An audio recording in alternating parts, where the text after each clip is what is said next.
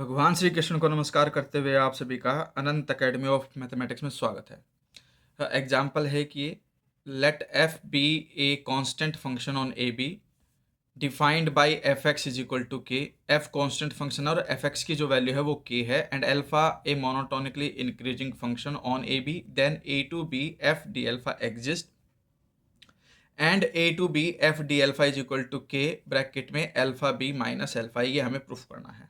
तो इसके सॉल्यूशन में हम सबसे पहले क्या लेकर के चलेंगे, एक पार्टीशन लेकर चलेंगे P which is equal to A equal to x0 x1 x2 xn, और xn यहाँ पे किसके इक्वल होगा, B के इक्वल।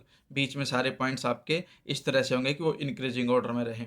तो be a partition of A B. अब यहाँ पर जो कैपिटल एम आई है वो आ जाएगा least upper bound of F X in interval X I minus one comma X I which is equal to K, क्योंकि कांस्टेंट वैल्यू है तो कोई भी पॉइंट फंक्शन में डालेंगे वो के ही आएगा। सेम वे में स्मॉल एम आई जो है वो greatest lower bound of F X है in X I minus one to X I, तो वो भी के ही आएगा। फिर यू पी एफ एल्फा का फॉर्मूला लिखेंगे summation I equal to one to N M I del alpha I. अब एम आई की वैल्यू पुट कर देते हैं के, जो समेशन से बाहर लिख देंगे क्योंकि एम आई की वैल्यू यहाँ पे के आई थी। अब summation of del alpha I मैंने पहले भी एक्सप्लेन किया था कि I is equal to one to N है और इसके अंदर हम वैल्यू डालते जाएंगे तो एक प्रकार से सबसे लास्ट और सबसे पहली वैल्यू का ही डिफरेंस बचता है, बाकी सब एक दूसरे से कैंसिल हो जाती हैं। तो डायरेक्टली ये याद भी रख सकते हो कि summation del alpha I where I is equal to one to N is equal to alpha B minus alpha A. Same way में लोअर सम लेके चलोगे L P F alpha which is equal to summation I equal to one to N small M I del alpha I equal to K, फिर summation I equal to one to N del alpha I which is equal to K, क्योंकि ये के है आपका, और इसकी फिर से वही वैल्यू आ जाएगी alpha B minus alpha A. तो this holds for each partition P of A B, क्योंकि पार्टीशन हम चाहे कोई भी ले फंक्शन की वैल्यू आपकी के ही रहेगी, लोअर सम में भी अपर सम में भी। तो इस वजह से ये हर एक पार्टीशन के लिए होल्ड करेगा। अब A to B F D alpha, यानी कि ये जो इंटीग्रल होता है ये एक्चुअल में जो अपर सम है उन सभी अपर सम्स में से इन्फिनिमम होती है वैल्यू, ठीक है।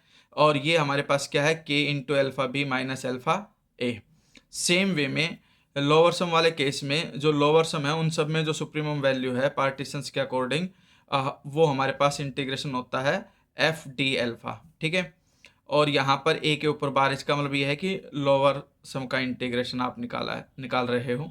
फिर इसके बाद ये इक्वल आएगा, सेम वे में इसकी वैल्यू क्या है आपके पास, K into alpha B minus alpha ए।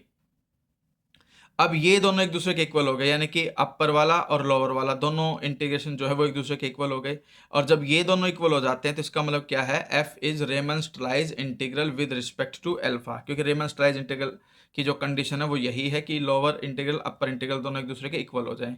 और लोअर और अपर दोनों ही इंटीग्रल किसके इक्वल आ रहे हैं, K into alpha B minus alpha ए।